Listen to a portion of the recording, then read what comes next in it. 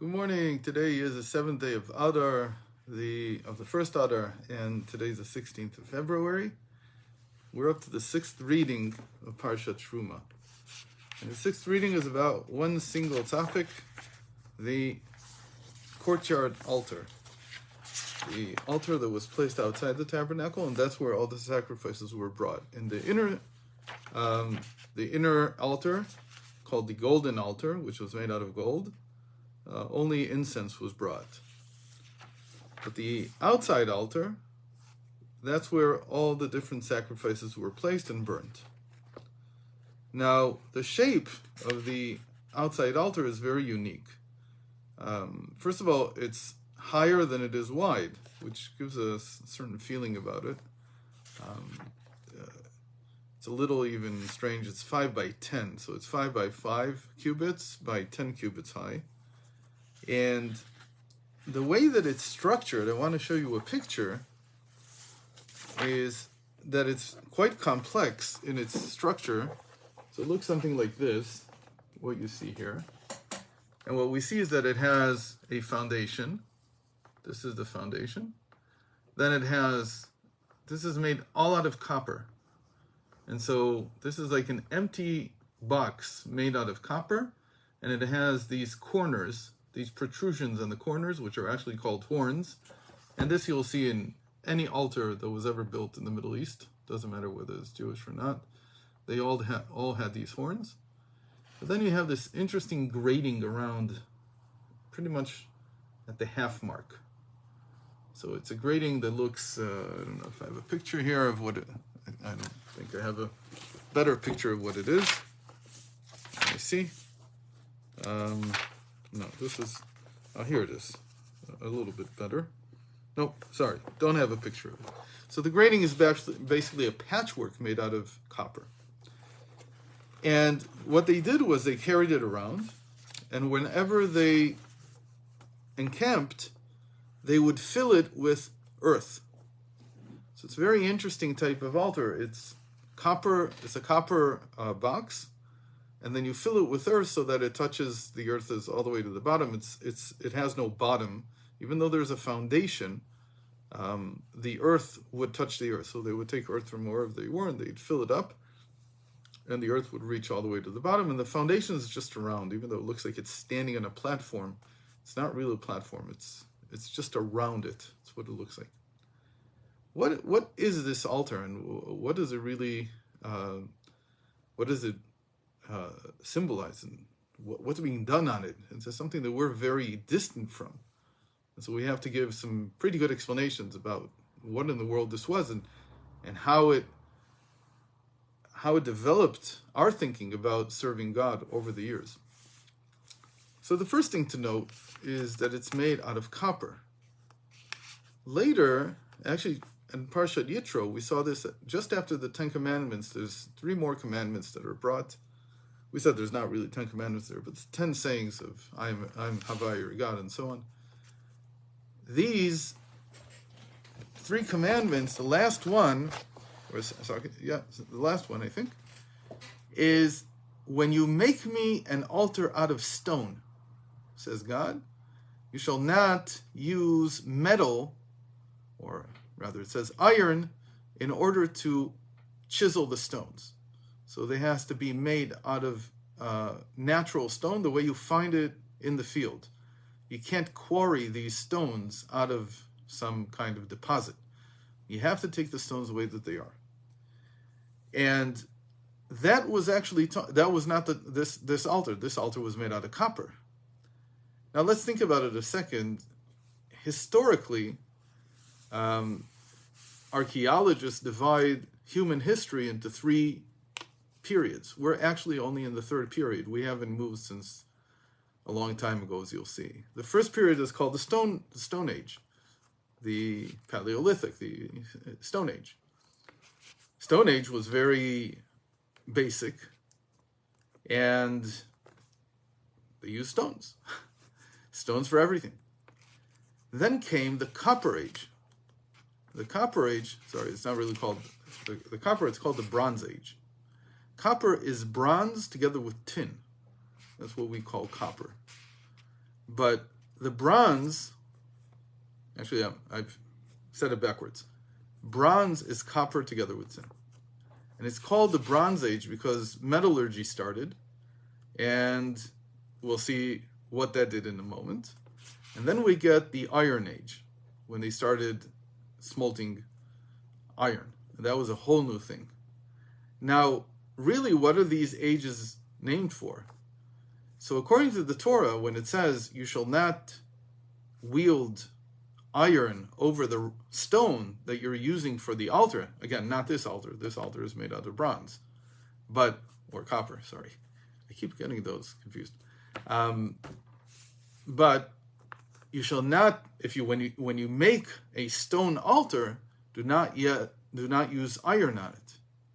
What does it say? Because, continues the Torah, because iron is something that shortens a person's life, whereas the altar is meant to lengthen a person's life. And we'll see how in a moment. But what that statement at the end of Jethro is saying is that as you move forward, you're getting better and better weapons. So this whole thing of 3 ages is really talking about the weapons that humanity uses. There's the Stone Age, where they use stones. Cain killed Abel with a stone. Then you get the Bronze Age, again, copper with tin. And you get a new type of weapon, the lance and other things that were made out of metal now. But it's a soft metal until you get to the Iron Age. And then you got a very stronger type of weapon. And basically, we're still there. We're still in the Iron Age. Now, there's a lot of people say we're now in the Steel Age, but it doesn't really matter, iron or steel. I've never seen that anyone says really we're in a different age. So when did this happen? When did the world move into the Bronze Age? So there's a beautiful allusion to this in the word bronze, or at least it's not bronze, in copper in Hebrew. Copper is nechoshet. And it's a very interesting thing that nechoshet is composed of the 2 names Noach and Seth. That's literally how you write nechoshet. And it tells us at the beginning of Genesis, in the first parsha, in Genesis itself, in Bereshit itself, that Tuval Cain, the great-great-grandson of Cain, he lived in the same generation as Noah, who is the descendant of Seth. He comes through Seth and not through Abel. Abel's offspring were cut off because he was killed, and he's not from Cain. So he was the first one to begin to fashion weapons out of copper, out of bronze.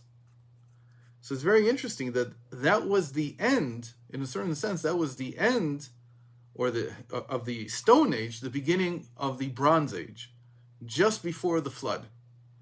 And then, afterwards, they switched at some point to iron. And God says, don't use this new type of weapon on the old type of material, on the stone, because the weaponry now is made out of iron, and you should not shorten a person's life. But it's very interesting, before they came to the temple in Jerusalem, they made a copper altar, and they filled it with earth. Earth is actually even before stone. So we have here 4 different ages. We have earth, and then copper or bronze, then iron. I didn't say that right. Earth, and then stone, and then bronze, and then iron. And what's the idea? That the earth and the bronze go together, because they took this bronze altar and they filled it with earth. Because apparently earth is not a problem. You don't use earth to kill. Earth is something else. It's where you came from. It's where life came from. Adam was made from the earth. That's why he's called Adam, because earth in Hebrew is Adamah, and he's called Adam. But the stone with the iron don't mix. They can't mix. And that needs to be thought through a lot more. And let's get to the point here. The point is that the altar represents man's service of God.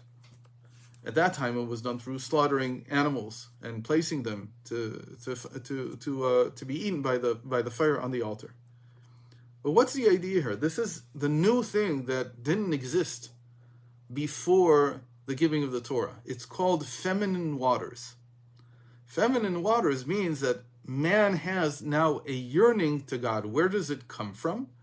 It comes from God commanding man. Before there was a command, there was no awakening from below to connect to God. Because the command from above is what causes the awakening from below. The command from above is called the masculine waters. That's God commanding man. And that's what the giving of the Torah did.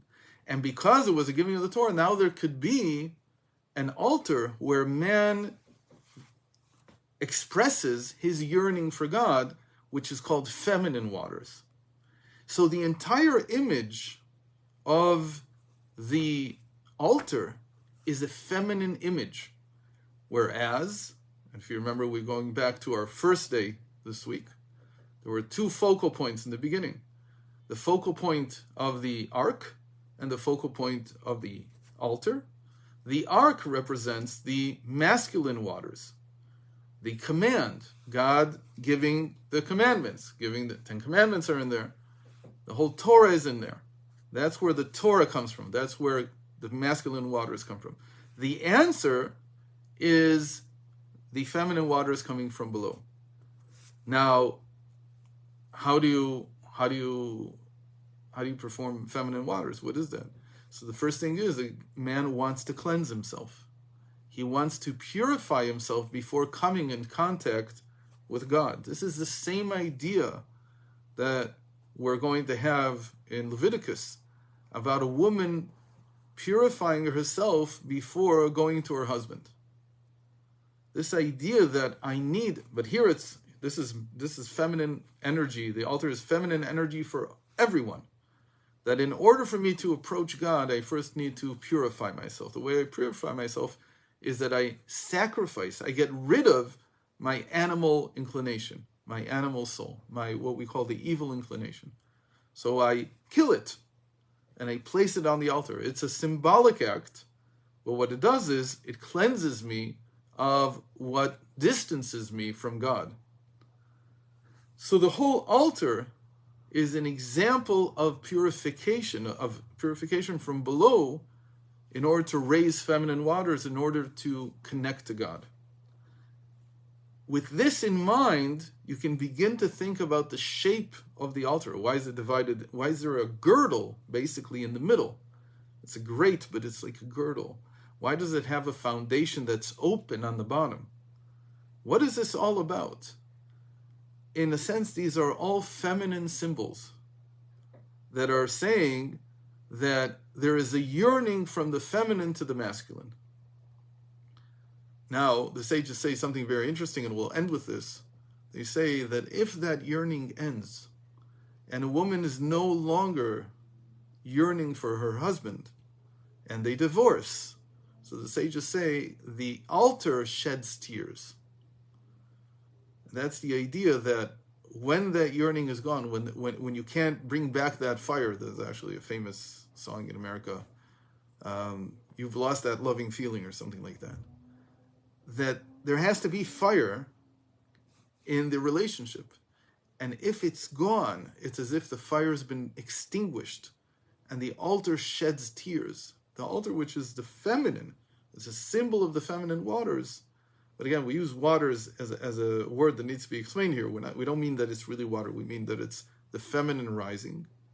So if it's not rising like fire, like on the altar, that there was fire brought in order to consume the sacrifices, it sheds tears. It becomes something that is the opposite of the connection between the masculine and the feminine. So all these are just initial observations about analyzing the altar, the outside altar. And I hope that God willing, when we get to it again in 2 weeks, we'll be able to go even a little bit more in depth into these symbols and their meaning. Thanks for joining, and have a good Shabbos, everyone. Shabbat Shalom.